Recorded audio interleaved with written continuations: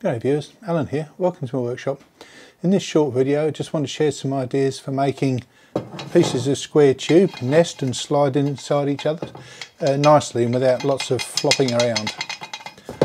Let's get straight into it. So I recently made a new stand for my cameras on the wheels to make it easier to move around. I didn't film much of it because it's pretty basic stuff, but there is one aspect of it which I thought would be worth sharing.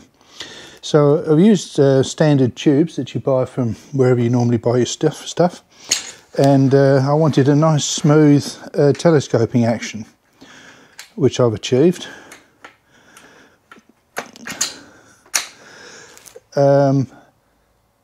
But if you ever bought tube from your steel supplier and tried to get that sort of smooth telescoping action happening, you'll know it's not that easy. Typically the tubes fit like dick in a shirt sleeve and they just wobble and flop about, which isn't what I wanted here. So I've had several different places reason to make the a sliding sort of nested fit in the mast here, but also in the pieces that fit onto it. So let's have a quick look at those bits individually to see the different techniques I used to get the fits that I wanted. Okay, so we're looking at the bottom of the inner tube on the mast here, and that's a piece of the outer tube, and you can see that is a rattling good fit, not what I wanted at all. So the way I fixed that was to make some pieces to fit to the corner of the inner tube, and they were actually cut out of it's just a piece of this tube. I just cut a piece, that corner out, made it the right size and put it on. That's just held on there with two countersunk pop rivets so that there's no head sticking out.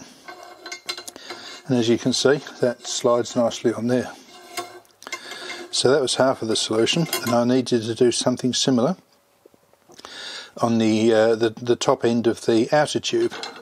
It's a bit hard to film that, but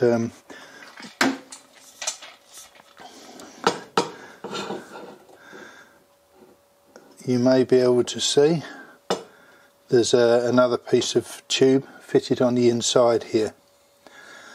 Now this piece I didn't want to have, well, I couldn't have anything sticking out on the inside because it would have fouled the tube, and I didn't want anything sticking on the outside because that would have caused problems for the other bits that fit on the outside of this tube. So what I did was drilled a hole in the outer tube, and I think you call it a rosette weld, welded through the hole to trap this inner piece. So now there's a guide piece at the bottom of the inner tube and a guide piece at the top of the outer tube, and they're act on the same corner. And so we've got that nice sliding fit through the full length of travel. So that was one solution. So another part of the puzzle was making this piece, which is what the monitor clips into. So this piece also has to fit around the outside of the outer mast tube, but I was quite happy for it to be a closer fit. So the material I used for making the first pieces was 1.3mm thick. The material that I made this slide or slipper piece from came out of that, which was 1.6. But this piece, as you can see, has the ends turned up so that when it's, and there's some counter bores here to allow for the ends of the screws that stick through. But when that goes in, and same on that side, they're the clamping screws. So when that's in there,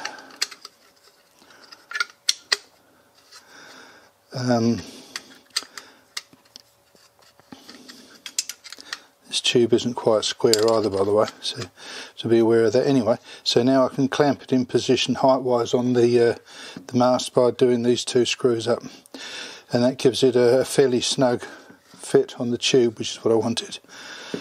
So that was another part of the puzzle.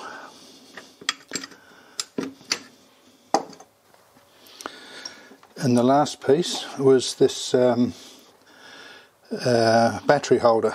It holds the 12 volt battery that runs the camera and the USB, what do you call those things, power packs. Anyway, so the tube, this piece here, also needed to fit over the outside of the mast, but I was quite happy for that to be very snug. And this just sits at the bottom of the pole, so no clamping screw was needed. But I already had this piece attached to that from the previous camera post, and I wanted to reuse it, so I took another piece of this tube and cut it in half this way. Well, cut the side out of it, face out of it, and made them to the correct size, and basically spot welded them together both sides, and that's how I made the tube up to be the right size for this to fit over the mast.